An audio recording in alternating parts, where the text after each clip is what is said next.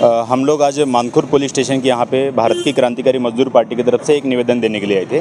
निवेदन इस मसले से जुड़ा हुआ है कि पिछले महीने में 25 तारीख को मंडाला के मानखुर के मंडाला के ब्लू अस्पताल में जो है वो तंजीमा जी करके एक 24 साल की महिला थी। वो डिलीवरी के लिए जाती है, सुबह 6 बजे जाती है और उसके बाद में 4 बजे उनको बोल दिया जाता है कि उनके बच्चे ने पेट में ही जो है वो संडास कर दी है। तो उसके बाद में फिर तुरंत जो है वो सीजरिंग करवाना पड़ेगा और उसके बाद में भी जो है वो 4 से 5 घंटे जो है वो और ज़्यादा समय लगा जाता है और 10:30 बजे इनको बताया जाता है कि इनके बच्चे की जो है पेट में ही डेथ हो गई है और बाद में फिर सीजरिंग भी कर लिया जाता है।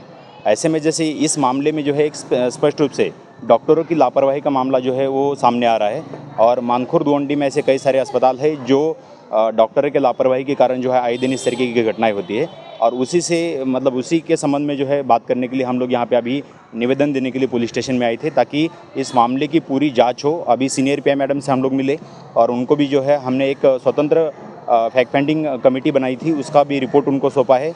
बाद में हॉस्पिटल की भी जो है वो कागजात उनको सौंपे हैं और हमारा निवेदन भी दिया है और उनसे एक उम्मीद की है कि आने वाले दिनों में जल्द से जल्द इसके ऊपर जो है उसकी जांच कर इसके ऊपर कार्रवाई करें। इसलिए हम लोग यहाँ पे आए थे। उनकी तरफ से क्या कहना पुलिस की तरफ? उनकी तरफ से यह है कि हम लोग जो है वो ऐसे मामले में सीधे एफआईआर नहीं कर सकते, हमको किसी डॉक्टर एक्सपर्ट की जो है वो मदद लेनी पड़ेगी। उसके बाद में फिर हम लोग जो है इसकी जाँच कर उनकी जो राय जो है उनका ओपिनियन के साथ में हम इसको बाद में फिर एफआईआर में कन्वर्ट करेंगे। तो उन्होंने ये वादा किया है कि हम जल्द से जल्द इसकी जो है वो जांच कर इसको एफआईआर में कन्वर्ट करेंगे करके।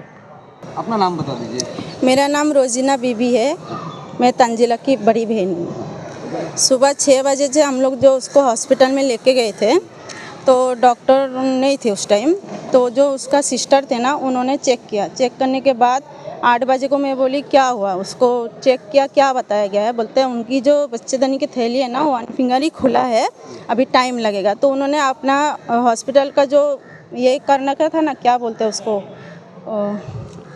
एडमिशन पेपर बनवाने के बाद मेरा साइन लिया, उसके हस्बैंड का साइन लिया। लेने के बाद क्या बोल रहा है उसको एडमिट करना है। तो हॉस्पिटल में जब एडमिट किया उन्होंने, तो मैं बोली बड़ी मैडम को बुलाओ एक बार, सिस्टर चेकअप कर रहा है, क्या कर रहा है नहीं कर, मुझे ठीक नहीं लग रहा है, एक टाइम आप बड़ी मैडम को बुलाओ। तो उन्होंने क्या बोला, बड़ी मैडम आप आएगा नहीं, उनका टाइम है 4 बजे को आने का। तो हम लोग बोले देखो हमारे पेशेंट को हम 6 बजे से लेकर आए, अभी 11 बज गए, आप बड़ी मैडम को फ़ोन करो। तो उन्होंने फ़ोन किया तो बड़ी मैडम क्या बोल रहा है, अभी उसको ज़्यादा पेन नहीं है, उसको घर पे लेके जाओ। तो मैंने क्या बोली, नहीं मैं इसी हाल पे मैं घर पे नहीं लेके जा सकती हूँ, क्योंकि हम बड़ी मैडम की मुँह से सुनना चाहते हैं जी पेशेंट किस हालत पे है, लेके जा सकते हैं कि नहीं ले जा सकते, हम सिस्टर की बातों में नहीं लेके जाएंगे। तो उन्होंने क्या बोला, ठीक है आप वेट करो, अब घर पे भी जाके क्या करोगे, अगर आपको ऐसा लग रहा है तो इधर ही हॉस्पिटल में ही रखो। तो उन्होंने 2:30 बजे का, 2 बजे का, 3 बजे का करते करते टाइमिंग दिया, डॉक्टर आ रहे करके। मैं हर टाइम जाके पूछ रही कब आएंगे। रात का मामला था क्या दिन का मामला था। ये सुबह से सुबह की 6 बजे से लेकर 4 बजे तक घटना का जो हुआ है वो मैं आपको बता रही हूँ। अभी जब आप लोग गए तो कोई बड़ा डॉक्टर उसमें नहीं था, कोई भी नहीं था। तो बड़ी मैडम ऊपर से क्या बोल रहा है घर पे लेके जाओ। मैं बोली नहीं, आप जब तक खुद आके चेक नहीं करेंगे जब तक मैं नहीं लेके जा सकता। लेके जाएंगे फिर कल को क्या बोलेंगे, आप लोग की लापरवाही की वजह से ऐसा हुआ। तो उन्होंने 4 बजे को आके उनके हिसाब से ट्रीटमेंट किया, कुछ भी किया, मुझे इतना मालूमत नहीं, दर्जा बंद था। फिर मेरे को आके बाहर आके क्या बोलते, देखो बच्चों ने ना पेट पे संडास कर दिया, उनको ज़रूरत पड़ेगा सिजारिंग करने के लिए। मैंने ज़रूरत नहीं पड़ेगा, आप जब बच्चे संडास कर दे हम रिस्क नहीं ले सकते, आपको जितना जल्दी हो सके आप सिजारिंग के लिए तैयारी करो। तो मैं मैडम को बोली मैडम कितना लगेगा पैसा सिजारिंग का। तो क्या बोले, हमारे ऊपर जो एक पेशेंट है उनसे हम 35,000 लिए हैं। मैं बोली मैडम हमारे तो इतना कैपेसिटी नहीं है, थोड़ा कम नहीं हो सकता है। तो उन्होंने क्या बोला 30,000 तक होएगा। तो मैंने चुपचाप बैठ गई, मैं बोला ठीक है आप तैयारी करो ऑपरेशन का। तो मैंने अपनी फैमिली डॉक्टर से फ़ोन किया, जी सर ऐसा ऐसा इशू है पैसे का, तो आपके यहाँ लेके आएंगे तो आप कितना तक करवाएंगे। तो बोला 23,000 में कर देंगे। तो मैं ताबड़तोड़ मैडम को बोली मैडम हम दूसरी जगह करेंगे, हमारी पेशेंट को हमको दे दो, हमारे पास सौंप दो, हमारी फैमिली डॉक्टर से बात हुआ, सब तैयारी है, हम लेके जाए। बोलते नहीं जो उजेफा सर है वो आ रहे हैं, उनसे बात करो। तो उजेफा सर से मैं बात किया तो सर ऐसा ऐसा बोलता आप लेके मत जाओ पेशेंट को, मैं भी 23,000 में ही कर देता हूँ, आप टेंशन मत लो। मैं बोला सर आप किधर है, बोलता मैं अभी कुरला में हूँ। तो मतलब कितना टाइम लगेगा सर। तो आधा पौना 1 घंटे में वो आया। आने के बाद मैं बोली सर जितना जल्दी हो सके पेशेंट को सिजारिंग की तैयारी करो। ऐसा करते करते 9 बज गया। 9 बजे को भी मैंने एक बार टोका, सर क्या हुआ अभी तक सिजारिंग का, 7 बजे को बोला अभी तक हुआ क्यों नहीं। तो उन्होंने क्या बोला, रुको तैयारी हो रहा है, पेशेंट का टेंशन मत लो, सिजारिंग हो जाएगा। 10:30 बजे फिर मैंने टोका, तो अभी भी उन लोग कुछ तैयारी नहीं किया। तब मैंने फ़ोन किया, मैंने कुछ नहीं बोला, सर कितना टाइम लगाएंगे आप लोग। तो क्या बोला, उन्हें अपने बड़े डॉक्टर को फ़ोन किया, जी सर बच्ची की धड़कन है ना बहुत स्लो चल रहा है, क्या करेंगे। अपनी बड़ी डॉक्टर से बात करें, उस टाइम मैं वहाँ ही खड़ी थी। तो उन्होंने अपनी बड़े डॉक्टर को फ़ोन करने के बाद शायद बोला होगा ओपीडी में लेके जाओ ऑपरेशन के, वहाँ लेके गए। वहाँ लेके जाने के बाद भी सर हम लोग को थोड़ी देर 10:35 के 40 मिनट में हम लोग को बाहर आके क्या बोलते, बच्ची की धड़कन नहीं मिल रहा है। तो मैं बोला तुम्हारी डॉक्टर कब आएगा वो मुझे पहला बताओ, तुम्हारी जो डॉक्टर को बुलाया सिजारिंग करने के लिए वो कब आएगा वो मुझे बताओ पहला। धड़कन कम चल रहा है, स्लो चल रहा है, ये क्या चल रहा है तुम लोग की नाटक। जब हम अपनी पेशेंट को लेके जा रहे हैं, तुम लोग लेके क्यों नहीं जाने दिया। अपनी रिस्क पर लिया है तो तुरंत करो ना। 7 बजे का सिजारिंग 10:30 हो गए, 10:40 को आप आके बोल रहे बच्चे का धड़कन नहीं मिला, क्या खेल रखा है आप लोग ने। तो फिर उनकी डॉक्टर है ना 11:15 को आया।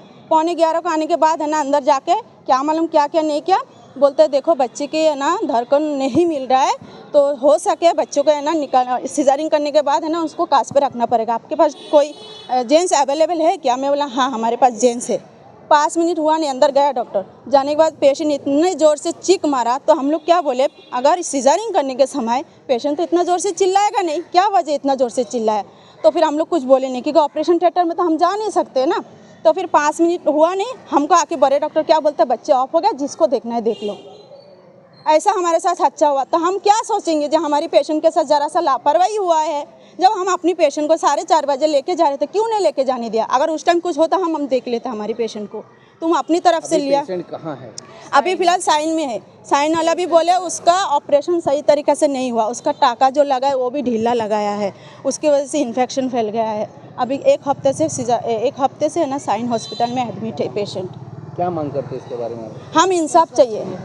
अगर डॉक्टर हर समय पे हर एक चीज़ अगर करते थे, अगर उसके बाद हमारा बच्चा ऑफ हो जाता ना, हम स्वीकार कर लेते थे। डॉक्टर का जितना करने का था उन्होंने किया है, लेकिन हमारी आंखों के सामने उन्होंने लापरवाही किया। हमको दिख रहा है था हमारे बच्चे के अंदर कोई बीमारी नहीं था, हमारे पेशेंट के अंदर कोई बीमारी नहीं था, हम जाने भी चाह रहे तो तुम करने नहीं, यानी तुम अपना मन मर्जी चलाए। ऊपर से जो ऑपरेशन करने के लिए जब घर वाले के राय मशवरा लिया जाता है, एक पेपर बनता है, उसमें भी हमारा साइन नहीं है। ये क्या है। हमको इंसाफ चाहिए। हमको कोई अगर पैसा खिलाने के लिए ऐसा करने के लिए हमारे को फ़ोन में आ रहा है जी इन लोग पैसा खाने के लिए कर रहे हैं, हम कितना दिन खाएंगे पैसा। हमको ऐसा पैसा नहीं चाहिए। आज हमारे साथ हुआ है, हम चाहते हैं कल किसी और के साथ ऐसा ना हो। कितना इनके पास इतना पैसा आ गया जो तुम जान के बदले पैसा दे रहे हो। आज तुम्हारे घर पे होता तो क्या तुम भी ऐसा ही करते थे क्या।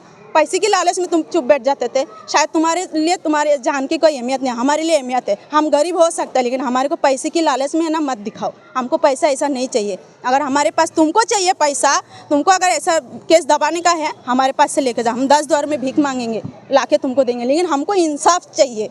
बस मुझे यही कहना है। मैं शुरू से आखिरी तक यही बोलूँ, मुझे इंसाफ चाहिए। ऐसी लापरवाही दोबारा कोई और ना करे। अगर मैं आज चुप बैठ जाऊँगी किसी और महिलाओं के साथ होएगा। हम ऐसा चाहते हैं कि ऐसा जो भी जितनी जगह में ऐसा प्राइवेट हॉस्पिटल अनलीगल हिसाब से चल रहा है उसको बंद करो। हम नहीं चाहते किसी और जगह। तुम अगर डॉक्टरिंग कर रही हो तुम पूरी तरीक़ा से अच्छे से जानकारी लेके करो। तुम्हारे अस्पताल में ऐसा हर एक चीज़ का सुरक्षित होना चाहिए। कब पेशेंट को क्या ज़रूरत पड़ेगा नहीं ये है तो तुम करो ना उसका। तू ऐसा फालतू का हॉस्पिटल खोल के रखा। और हमको क्या बोलते हैं तुम क्यों आए। अरे आप हॉस्पिटल खोले हो, जायज़ की बात है, कोई भी आएगा। तुम नहीं खोलते तो हम थोड़ी ना आते थे, तुम खोले कर का आए। अगर तुम्हारे अंदर इतनी नॉलेज नहीं है, जानकारी नहीं, उसी टाइम ताबड़तोड़ हमको बोल देता। हम तो ज़बरदस्ती तुम्हारे हॉस्पिटल में घुसे नहीं है ना। तुम आपने जो पेशेंट को लेके गया उस वहाँ पर कोई बड़ा डॉक्टर मौजूद नहीं था। नहीं था, सिस्टर थी। जरिए आपको पेशेंट आपके हैंडल में लिया। हाँ, और बड़ी मैडम से बोल रहे मैं कितना बार मैं बोल चुकी बड़ी डॉक्टर को, मैडम को बुलाओ, मेरी मैडम को बुलाओ। नहीं रहता है, बुला रही नहीं, फोन में ही बात कर रहा है, सिर्फ फोन में ही बात कर रहा है। ये क्या पूरा मामला था हॉस्पिटल का। इन्होंने जो रिश्तेदार थे पेशेंट को, उन्होंने बताया कि डॉक्टर की लापरवाही से पूरा काम हुआ है। क्या लगता है आपको इसकी, आप डॉक्टर हैं, उसके बारे में क्या ओपिनियन आपकी। जी, मेरा नाम डॉक्टर पूजा है। मैं पेडियाट्रिक ऑक्यूपेशनल थेरेपिस्ट हूँ और भारत की क्रांतिकारी मजदूर पार्टी के साथ भी काम करती हूँ। और उसी के तहत तंजीला का जो मामला है वो हम तक आया था। तो इसमें बहुत ही ज़्यादा मतलब ये दर्दनाक चीज़ है और बहुत गंभीर निग्लिजेंस जो है हॉस्पिटल के तरफ से वो देखने को मिला है। बहुत सारे प्रोटोकॉल्स फॉलो नहीं किए गए हैं और बहुत शुरुआत से ही मुझे लगता है, मतलब जो मुझे पता चला कि इनके पास इनके पति का आधार कार्ड ना होने के कारण जो गवर्नमेंट मैटरनिटी होम्स है यानी शिवाजी नगर मैटरनिटी होम और मानकुद गोवंडी के नज़दीक के जो गवर्नमेंट सरकारी अस्पताल है वहाँ पे इनको भर्ती नहीं किया गया। तो मुझे लगता है कि हमको जब हम निग्लिजेंस की बात कर रहे हैं तो शुरुआत हमको यहाँ से करनी चाहिए, क्योंकि किसी भी पेशेंट के पास अगर डॉक्यूमेंट ना हो तो किसी भी सरकारी अस्पताल में आप उनको ट्रीटमेंट नहीं नकार सकते हैं। एक बार पेशेंट गेट के अंदर आ गया, ये रूल है, तो आपको उनको ट्रीटमेंट देना ही चाहिए, पर उनको ये नकारा गया जिसके कारण उनको मजबूरी से प्राइवेट अस्पतालों के दरवाजे खटखटाने पड़े। तो वो हो गया। उसके बाद फिर किसी प्राइवेट अस्पताल में उन्होंने अपना ट्रीटमेंट लिया। फिर जब ये ब्लू अस्पताल जाते हैं तो मैं खुद वहाँ पे गई थी, हमारा एक फैक्ट फाइंडिंग टीम वहाँ पे गया था जो डॉक्टर्स है जो इस प्रोसेस से गुजरते हैं, जिनको इसका पूरा टेक्निकल नॉलेज है, वो पूरे इस जांच कमेटी में शामिल थे। तो वहाँ पे इंफ्रास्ट्रक्चर से लेके मतलब कोई पेशेंट जब आपके दवाखाने में दाखिल होता है तो सीढ़ियाँ वहाँ की इतनी खतरनाक है कि किसी सी सेक्शन सीजरियन करने वाली महिला को, किसी पेशेंट को जिसका 5 मिनट बाद ऑपरेशन करना है, उसको उस सीढ़ी से चलाना एक बहुत गंभीर और गलत चीज़ है। मतलब नॉर्मली भी इंसान उससे गिर सकता है, इतनी भयंकर वो सीढ़ी है। पूरा जो अस्पताल का माहौल है, जैसे इन्होंने बताया कि वहाँ पे कोई डॉक्टर, ऑथेंटिक डॉक्टर अवेलेबल नहीं था जिसके पास ये राइट हो कि अगर बच्चा पेट में पॉटी कर देता है तो उसके बाद जो है जो ट्रीटमेंट होनी चाहिए वो देखने के लिए कोई डॉक्टर उनके पास अवेलेबल नहीं था। वो होने के बाद लगातार मतलब हर 15 मिनट में बच्चे की जो दिल की धड़कनें हैं उसको इंस्पेक्ट करना पड़ता है। वो इंस्पेक्ट करने के लिए जो मशीन की ज़रूरत होती है वो उनके पास है ही नहीं। और ये सवाल पूछे जाने पर वहाँ के जो संचालक जो जिनका वो अस्पताल है डॉक्टर उज़ैफ़ा, वो कहते हैं कि हमें इसके पहले कभी उस मशीन की ज़रूरत नहीं पड़ी। पर ये बात ज़रूरत पड़ने की नहीं है। अगर आपने कोई मैटरनिटी होम खोला है और आपको पता है कि मैटरनिटी होम खोलने पर किस तरीके के पेशेंट्स आपके पास आ सकते हैं, तो आपके पास वो होना मैंडेटरी है, वो होना ज़रूरी है, पर वो नहीं था। फिर 4 से 4:30 बजे उनको एक क्वेरी डाउट बताया गया कि बच्चे ने शायद पेट में जो है माँ के पेट में पॉटी कर दी है, तो अभी सिजेरियन करना पड़ेगा, सी सेक्शन करना पड़ेगा। तो उसके बाद 10:45 को उनका सी सेक्शन हुआ है। तो इतना जो ये बड़ा गैप है उसका कोई जस्टिफिकेशन अस्पताल के पास नहीं है। तो रूल वाइज तो आपको आधे घंटे के बाद उनका डिलीवरी करना है, पर अस्पताल का ये कहना है कि 4:30 बजे उनको ये डाउट था पर उनको ये पक्का पता नहीं था। तो एक म्यूकोनियम स्टेन नाम का एक जांच होता है वो उन्होंने किया और उससे उनको लगा, यानी कि अगर बच्चा कर देता है संडास पेट में तो जो डिस्चार्ज होता है उसका रंग बदल जाता है। तो उसका रंग बदल गया था, पर वो श्योर नहीं थे कि वो करना चाहिए नहीं करना चाहिए। वो श्योर क्यों नहीं थे? क्योंकि वो इसके लिए ट्रेन ही नहीं थे। तो जो व्यक्ति ट्रेंड है, जो भी उनके ऑन कॉल गायनेकोलॉजिस्ट है, उनका वहाँ पे होना ज़रूरी नहीं था, वो नहीं थे। तो ऐसे हालत में आप क्या कर सकते हैं? हो सकता है कि आपको नहीं पता है, आपको नहीं पता होने में कोई दिक्कत नहीं है। तो ऐसे हालत में आप रेफ़र करेंगे कि आपको ये इलाज हमारे पास नहीं मिल सकता, तो आप यहाँ से चले जाइए। पर आपने क्या किया, अस्पताल ने क्या किया, इनको रोक के रखा और बार बार वो पैसे का निगोशिएशन वगैरह वो जो था वो सब चल रहा था। तो इसमें प्राइमरीली एक अस्पताल होने के नाते, एक डॉक्टर होने के नाते आपका ड्यूटी सबसे पहले यही बनता है कि कुछ भी हो जाए आप पेशेंट को बचाएं। पर पेशेंट की जान को कम प्रायोरिटी दी गई और फिर अस्पताल का जो भी मुनाफा था, जो भी पैसे कमाना था, उसको ज़्यादा प्रायोरिटी दी गई, जिसके चलते ये जो पूरा डिले है वो क्लियरली हुआ। तो 4:30 बजे उनको रेफ़र करना था, वो नहीं किया गया। उसके बाद जब 8 बजे एक बहुत सिग्निफिकेंट हार्ट रेट में ड्रॉप मिलता है बच्चे के, तो यानी 112, तो 112 ड्रॉप यानी कि बस आप 15 से 20 मिनट, ज़्यादा से ज़्यादा आधे घंटे के अंदर आपको ये सीज़ेरियन जो है वो करना है। पर वो नहीं किया गया। चलो आपने 4 से 8 बजे का भी हम मान लेते कि चलो कुछ ना कुछ होगा, आप श्योर नहीं थे, पर 8 बजे तो आप श्योर हो गए थे। उसके बाद आपने क्यों नहीं किया? तो उसके बाद का भी कोई भी कारण अस्पताल दे वो ग्राह्य ही नहीं माना जाएगा, क्योंकि आपके अस्पताल में अगर पेशेंट भर्ती है तो आपको उसको ट्रीट करना ही करना। पेशेंट को तो नहीं पता है ना कितना डिले चल सकता है, कितना डिले नहीं चल सकता है। एक बार जब जाता है पेशेंट डॉक्टर के पास तो सब कुछ डॉक्टर के हाथ में होता है। पेशेंट पूरे विश्वास से उसके ऊपर सब कुछ सौंप देता है। तो आपने एक तरीके से ये विश्वास तोड़ा है और उसके बाद जब ये पूरा घटना हो जाता है तो हमें ये तक नहीं पता चलता है कि बच्चा जो है वो पेट के अंदर ही मर चुका है या वो बाहर आने के बाद मरा है। इसका कोई रिकॉर्ड अस्पताल के पास नहीं है। फिर जैसे ही पेशेंट ओटी के अंदर जाते हैं, ऑपरेशन थिएटर के अंदर, तो आप कितना डोज एनेस्थेशिया का देते हो, वो डोज किसने दिया है, आपने जो इंसिजन किया यानी जो कट लगाया वो कितना था, वो कहाँ से कहाँ तक लगाया, उसके बारे में, और वो लगाने से पहले स्टरलाइजेशन का कौन सा प्रोसेस यानी निर्जंतुकरण का जो कौन सा प्रोसेस फॉलो किया गया, इसके कोई भी नोट्स उनके पास अवेलेबल नहीं है।